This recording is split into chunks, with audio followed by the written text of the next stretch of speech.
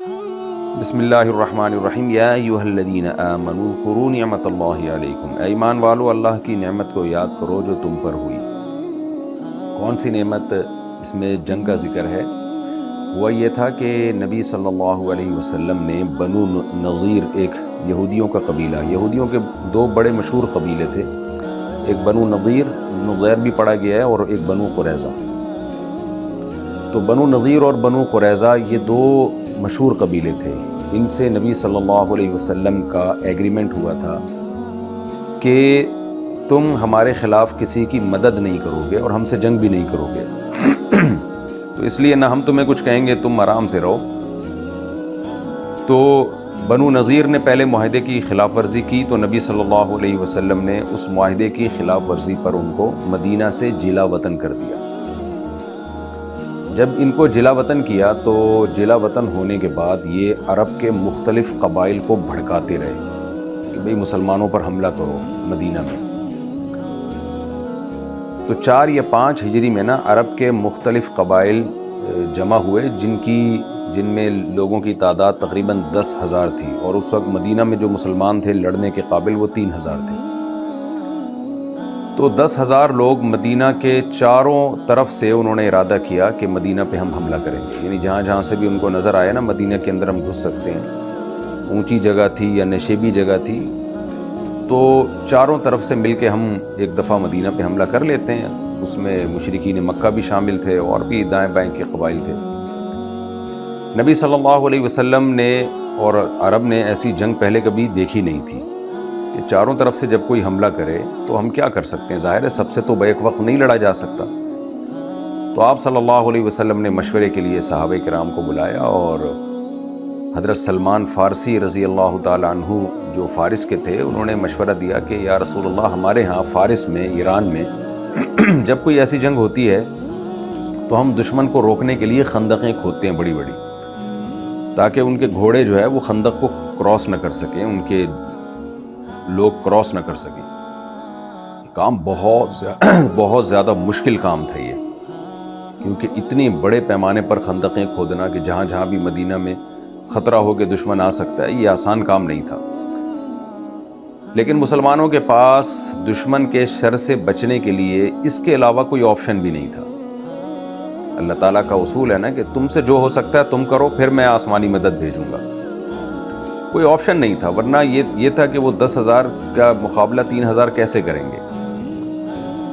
تو اب نبی صلی اللہ علیہ وسلم نے ان کے مشورے پر عمل کیا اور صحابہ کرام کو حکم دیا کہ بھی خندقیں کھودی جائیں۔ تو یہ بہت ٹینشن والا کام تھا، اور خندقیں کھودی۔ اس کے بعد کیا ہوا کہ جو لشکر آئے مختلف قسم کے، ان لشکروں نے پڑاؤ ڈال دیا مدینہ کے چاروں طرف، کیونکہ آگے خندقوں کی وجہ سے وہ مدینہ میں گھس نہیں سکتے تھے۔ تو وہیں سے لڑائی بھی شروع ہو گئی، تیر اندازی شروع ہو گئی، اور تھوڑی بہت جھڑپیں بھی شروع ہو گئیں۔ اس میں لوگ شہید بھی ہونے لگے، ان کے بھی مرنے لگے۔ تو 1 مہینہ یہ محاصرہ جاری رہا، اور صحابہ کرام بہت زیادہ پریشان ہو گئے، کیونکہ ان کی تو کمک پیچھے سے کھلی ہوئی تھی یعنی ان کے لیے تو راستہ تھا۔ ظاہر ہے جب آپ باؤنڈ ہو جاتے ہیں تو جو باؤنڈ ہوتا ہے وہ مجبور ہوتا ہے، اس کے پاس بہت زیادہ ٹائم نہیں ہوتا، کیونکہ چاروں طرف سے تجارت کا دروازہ بند ہے، اکنومیکلی آپ جو ہے وہ ڈاؤن ہونا شروع ہو جاتے ہیں، قحط کا سا سما ہوتا ہے، پھر مسلسل وہاں سے تیر آ رہے ہیں اور ان کی تو مدد بھی پہنچ رہی ہے، تو ان تیروں کا کب تک مقابلہ کریں گے۔ تو یہ بہت شدید، یعنی یوں اگر کہا جائے کہ سید الانبیاء صلی اللہ علیہ وسلم کے دور میں غزوہ تبوک اور یہ غزوہ خندق، اس سے زیادہ شاید شدید حالات نہ پیدا ہوئے ہوں، تو شاید یہ بات غلط نہ ہوگی۔ تو اور اس جنگ کو جس طرح سے اللہ نے بیان کیا ہے غزوہ تبوک میں تو یہ تھا کہ آزمائش بہت تھی مگر جنگ نہ ہوئی۔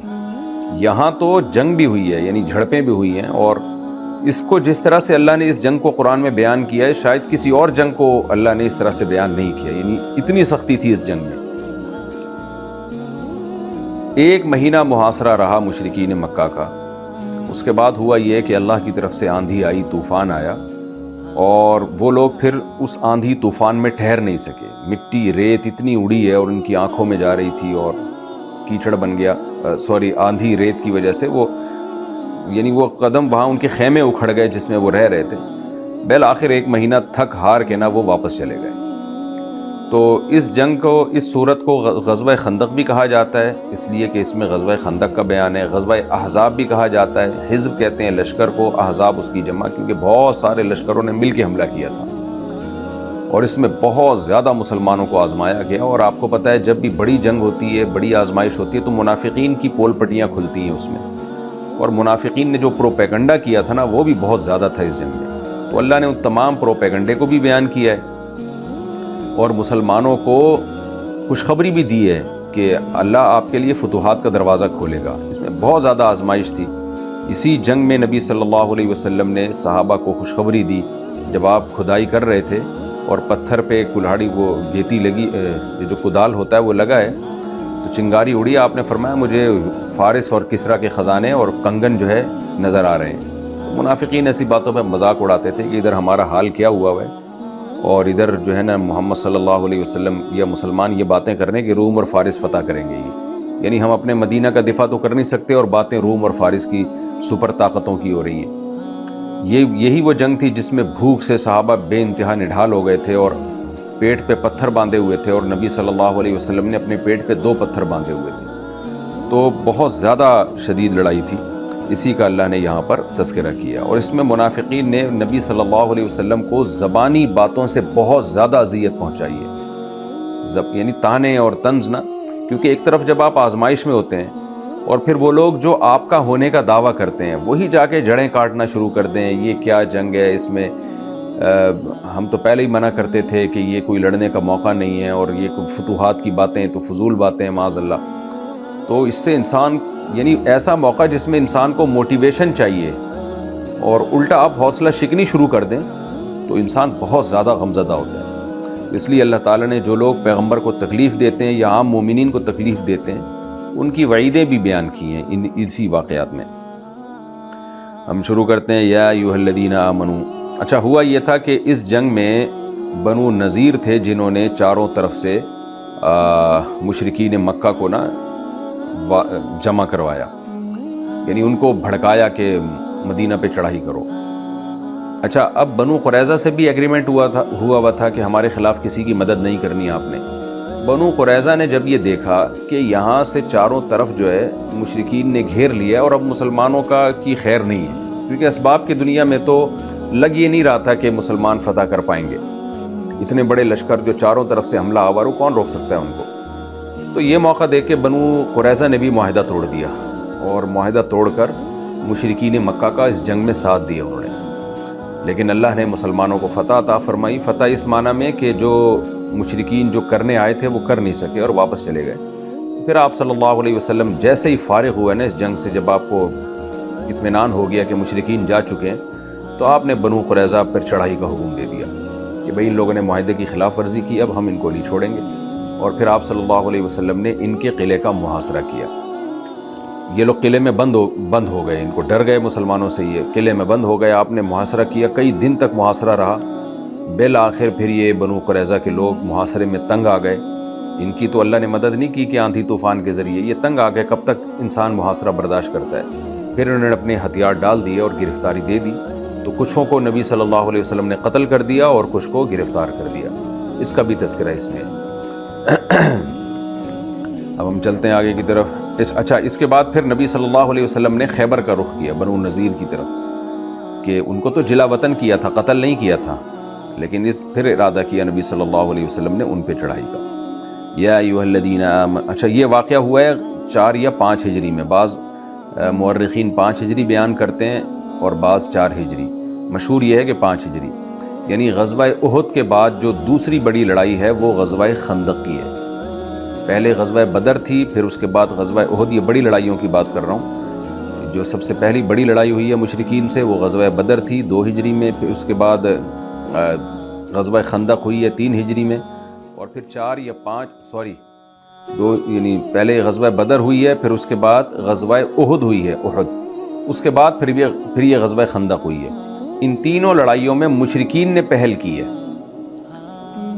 لیکن غزوہ خندق کے بعد پھر آپ صلی اللہ علیہ وسلم نے خوشخبری دی کہ اب ہم پہل کریں گے، اب ان میں پہل کرنے کی سکت نہیں ہے، کیونکہ 3 طرح سے وہ کوشش کر چکے ہیں، اس میں وہ ناکام ہوئے۔ تو یہ یوں کہنا چاہیے کہ دفاعی جنگوں میں آخری دفاعی جنگ تھی. ایک جنگ کی دو قسمیں، ایک دفاع ہے کہ آپ صرف سیلف ڈیفنس کی طرف جاتے ہیں، اور ایک ہے اقدام. تو اس کے بعد آپ صلی اللہ علیہ وسلم نے فرمایا کہ اب ہم پہل کریں گے. یا ایھا الذین آمنوا اذکروا نعمت اللہ علیکم، اے ایمان والو اللہ کی اس نعمت کو یاد کرو جو تم پر ہوئی. اذ جاءتکم جنود، جب آئے تمہارے پاس بہت سے لشکر. فارسلنا علیہم ریحا، ہم نے بھیج دی ان لشکروں پر ہوا، جو طوفان آیا تھا جس سے ان کے خیمے اکھڑ گئے اور ان کے لیے وہاں قرار حاصل کرنا مشکل رہ گیا. وجنودا لم تروها، اور ایسے لشکر بھی ہم نے بھیجے جن کو تم نے دیکھا ہی نہیں. وہ لشکر تھا فرشتوں کا. یہ جو قرآن نے کہا تم نے نہیں دیکھا، اس کا مطلب اکثریت نے، ورنہ بعض صحابہ نے اپنی آنکھوں سے وہ لشکر دیکھا، یعنی فرشتوں کو اترتے ہوئے دیکھا. وہ صحیح احادیث ہیں اس پر. تو یعنی میجورٹی نے نہیں دیکھا. باقی اللہ کسی کو اپنی قدرت سے دکھا دے تو یہ اس کے منافی نہیں ہے. تو لشکروں نے بھی، وہ جو اترے تھے فرشتے، ان کا بھی وہ بھی روب بٹھانے کے لیے اللہ نے، یہ ڈر گئے ان کو دیکھ کر. وَكَانَ اللَّهُ بِمَا تَعْمَلُونَ بَصِيرًا، اور اللہ تمہارے اعمال سے باخبر ہے، دیکھ رہا ہے تمہارے اعمال کو.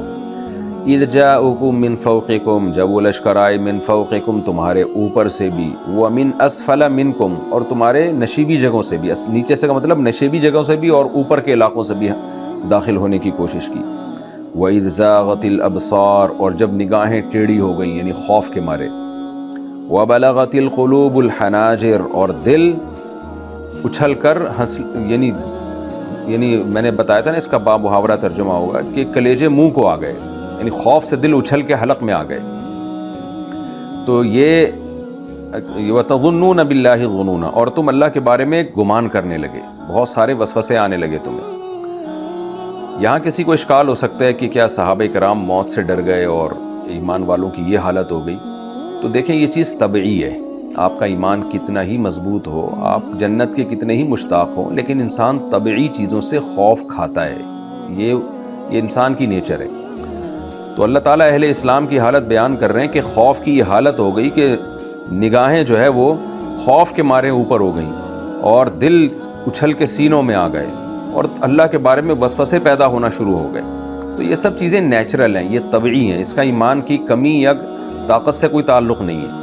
اس کی مثال وہی ہے جو میں بار بار دیتا ہوں کہ حضرت موسیٰ علیہ السلام کو اللہ نے کوہ طور پہ جب بلایا اور اللہ نے فرمایا وما تلک بیمینک یا موسیٰ، موسیٰ تیرے دائیں ہاتھ میں کیا ہے؟ حضرت موسیٰ نے لاٹھی جب پھینکی ہے تو وہ سانپ بن گئی. تو قرآن کیا کہتا ہے؟ حضرت موسیٰ علیہ السلام دوڑے ولم یعقب، اور پیچھے مڑ کے بھی نہیں دیکھا. یا موسیٰ اقبل ولا تخف، اے موسیٰ واپس مڑیں اور خوف نہ کریں. تو حالانکہ حضرت موسیٰ کی لاٹھی کو تو اللہ نے سانپ بنایا تھا، حضرت موسیٰ کو یقین ہونا چاہیے تھا کہ یہ میرے نقصان کے لیے نہیں ہے، لیکن پھر بھی سانپ دیکھ کے ڈر لگتا ہے. تو کیا کر لیتا؟ سانپ کاٹ لیتا نا، زیادہ موت واقع ہو جاتی. لیکن یہ سب چیزیں طبعی ہیں. موت جب انسان سامنے دیکھتا ہے تو اس کو ایک طبعی خوف پیدا ہوتا ہے. تو جنگ میں بھی جب دشمن کا لشکر حملہ کرے تو آپ کو خوف پیدا ہونا ایک طبعی چیز ہے. تبھی اللہ تعالیٰ نے خوف کی دوری کو بہت بڑی نعمت بیان کی ہے. جیسے لإیلاف قریش میں ہے نا، وآمنہم من خوف، کہ اللہ نے خوف سے تمہیں امن دیا ہے. تو یہ امن بہت بڑی اللہ کی نعمت ہے کہ آپ ریلیکس ہو کے اور بے خوف ہو کے زندگی گزاریں، یعنی دشمن کا کوئی خوف نہ ہو.